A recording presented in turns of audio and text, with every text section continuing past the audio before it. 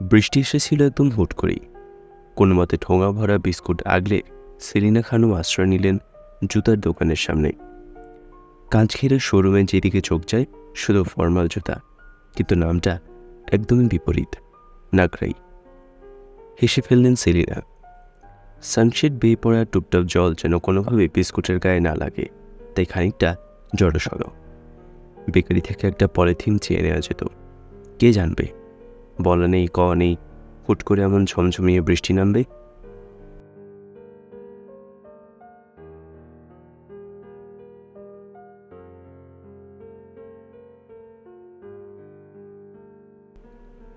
Excuse me, এখানে দাঁড়ানো যাবে না। নাগরাইয়ের কাছের দরজা ঠেলে গলা খাঁকড়ি দিল সেলসম্যান। শুধু সেলিনা খানম নয়, আরও 4-5 জন আশ্রয় নিয়েছিল দোকানের সিঁড়িতে। তাতেই সেলসম্যান দৌড়ে এসেছে। সেলিনা খানমের মন খারাপ হয়ে যায়। এত অমানবিক কেন এরা? সিঁড়িতে একটু কাদা পানি লাগবে বলে সবাইকে ঝুম বৃষ্টিতে নামিয়ে দিতে হবে? কোনো মতে এক হাত দিয়ে ছাতা খুলে হাঁটতে শুরু করেন সেলিনা। গা ভিজলে ভিজুক, বিস্কুটের ঠোঙা ভেজানো যাবে না। বৃষ্টির সাথে পাল্লা দিয়ে দমকা হাওয়ার বেগও যেন হঠাৎ করেই বেড়ে গেছে। সেলিনা সন্তর্পণে এগিয়ে যাচ্ছেন মিঠাই গোলের দিকে। বাদামি রঙের ঠোঙাটায় বৃষ্টির ফোঁটা ছোপ ছোপ দাগ দেখা যাচ্ছে। ঠোঙাটাকে এমনভাবে আগলে রেখেছেন তিনি যেন খুব মূল্যবান কিছু আছে এতে। সামান্য বিস্কুটের ঠোঙা, অথচ তার কাছে এই ঠোঙাটাই সবচেয়ে দামি। বৃষ্টির ভেতরেই বাড়িতে পৌঁছে গেলেন সেলিনা। ঘরে ঢুকে সানজিদাকে বসার রুমে না পেয়ে হাঁকডাক শুরু করলেন। সুন্দর একটা বাটিতে বাদামি রঙের ঠোঙাটা থেকে খয়েরি রঙের বেশ অনেকগুলো বিস্কুট রেখেছেন ইতোমধ্যেই। বিস্কুটগুলোর উপর আবার কয়েকটা করে চকলেট চিপস। মায়ের হাঁকডাক শুনে পাশের রুম থেকে প্রায় দৌড়ে আসে সানজিদা। চোখ তুলে মেয়েকে দেখে পরম মমতায় বিস্কুটের বাটিটি এগিয়ে দিয়ে সেলিনা বলেন, আজ তোর সচি আন্টির বাসায় চা নাস্তার দাওয়াত ছিল, এই বিস্কুট খেলাম, ভীষণ মজার জিনিস। বিস্কুটগুলো দেখে তোর কথা। মায়ের কথা শেষ করতে দিল না সানজিদা। কিছুটা রাগত স্বরে মাকে বলল, আম্মা, বিস্কুটের জন্য তুমি ভিজে ভিজে এসেছ? আল্লাহ, তুমি জানো না বৃষ্টির পানিতে তোমার শ্বাসকষ্ট হয়? মেয়ের কথায় খুব একটা পাত্তা দিল না সেলিনা খানম। হাতে একটা বিস্কুট নিয়ে ওর দিকে এগিয়ে দিয়ে বলল, একটা বিস্কুট খেয়ে দেখ, অনেক মজা। মেয়ে বলল, আম্মা, তুমি পারোও বটে, আজকে ঠান্ডা লাগলেই তোমার শ্বাসকষ্ট শুরু হবে, তখন? আরে কিছু হবে না, ইনশাল্লাহ। বিস্কুট খাতো, দাও দেখি তোমার বিস্কুট, যার জন্য এত এরকম ভিজে ভিজে এসেছো। এক বসাতেই বাটির সবকটি বিস্কুট সাবার করা সানজিদের দিকে পলক না ফেলে তাকিয়ে আছেন সেলিনা। খুব হাসি পাচ্ছে তার। একটু আগেই যে মেয়ে তাকে শাসাচ্ছিল, এখন সেই সব বিস্কুট এক বসাতে খেয়ে শেষ করে ফেলেছে। সানজিদাও মায়ের দিকে তাকিয়ে থাকা দেখে হেসে ফেলল। তারপরও চোখ মুখে গাম্ভীর্যের ভাব টেনে বলল, দেখো আম্মা, এই বিস্কুট টিস্কুটের জন্য আর ভেজা যাবে না। সামান্য বিস্কুটের জন্য কেউ কিভাবে ভিজে ভিজে বাড়ি ফেরে আমি বুঝি না। সেলিনা দীর্ঘশ্বাস ছেড়ে বললেন, আগে মা হও, তারপর সব বুঝবি।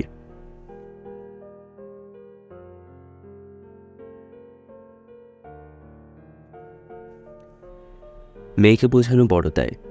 ওকে ছাড়া কিছু খেলে কেমন অহেতুক অপরাধ বোধে মন ছেয়ে যায়। তাই সব প্রশ্নের রাগ জবাব মা হলে বুঝতে পারবি।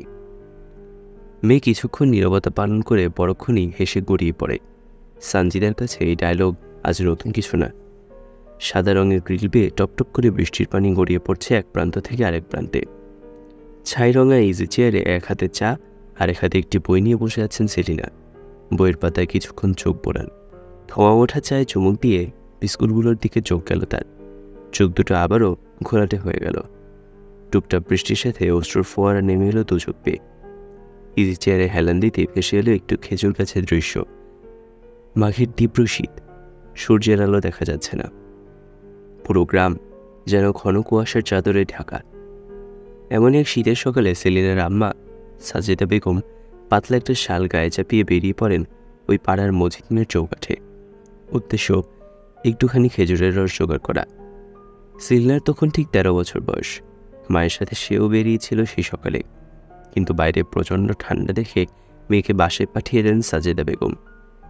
শীতে সেই ঘুম ঘুরে হন্তদন্ত হয়ে ঘরে ফেরেন তিনি। তাড়াহুড়ো করে লাকড়ি আনেন উঠোন থেকে, টিমটিম করে চলতে থাকা কপির আগুন থেকে এক ছটাক আগুন একগোছা লাকড়িতে জ্বালিয়ে চুলো ধরান। তারপর শুরু হয় তার নাম না জানা আধা আধা শিখে আসা পিঠা বানানোর প্রচেষ্টা। সিলভারের বোলে এক এক রকম আকৃতির পিঠা জমতে শুরু করলেও সাজেদা বেগমের চোখে মুখে লেপ্টে আছে হতাশা। দেখে মনে হচ্ছে বিশেষ এক আকৃতির পিঠা বানানোর চেষ্টা করছেন তিনি। পিঠা জিনিসটা সেলিনার খুব একটা পছন্দের নয়, মায়েরও যে খুব পছন্দ তাও না। তবুও যে কেন এই জর্জর শরীরে খেজুরের রস জোগাড় আর পিঠা বানানোর এত রসরত, মাকে জিজ্ঞেস করেও জবাব পাওয়া যায়নি। সেলিনার কথায় কান্না দিয়ে আবারও পিঠা বানানোর কাজে মনোনিবেশ করেছিলেন তিনি। ঠিক একটু পরেই তার চোখ মুখ জলজল করে উঠেছিল। আনন্দে উচ্ছ্বসিত হয়ে পিঠাখানে এগিয়ে দিয়ে সাজেদা বেগম আজকের সেলিনা খানমের মতোই বলেছিলেন, তো রাহেলা খালার বাসায় পিঠা খাইলাম কালকে রাইতে, তো শুরু থেকে দেখতে পারি না কেমনে বানাইছে। রাহেলা পরে এত করে কইলাম কি কি দিয়ে বানাইছেন একটু কম, আরে হে অর্ধেক কয় তো অর্ধেক কয় না, তো শেষে দেখলাম খেজুরের রস দিচ্ছে। কী যে মজা হয়েছে, আমার পিঠাগুলো তো সব ফাইটা যাইতেছিল। এটা দেখ কি সুন্দর ফুলে উঠছে। লেখা সানজিদের মতোই পিঠার সাবড়ি দিয়ে মাকে কপট রাগ দেখিয়েছিলেন সেদিন সেলিনা। সামান্য পিঠার জন্য এত কষ্ট করার মানে তখন বুঝতে পারেননি তিনি। মার বকা শুনে ঠিক ওই কথাই বলেছিলেন, মা হইলে বুঝবি, মা না হলে সত্যি বোঝার উপায় নেই। ছোট ছোট বিষয়গুলো কত অর্থবহ, কত গুরুত্বপূর্ণ লাগে মায়েদের কাছে। অন্ধকার বেডরুম, কয়েকবার এপাশ ওপাশ করে শোয়া থেকে উঠে বসছে সেলিনা। জানালার ফাঁক খুলে দিয়ে আকাশের দিকে তাকাতেই বুক চিরে বেরিয়ে আসে এক দীর্ঘশ্বাস। আজ মায়ের কথা ভীষণ মনে পড়ছে।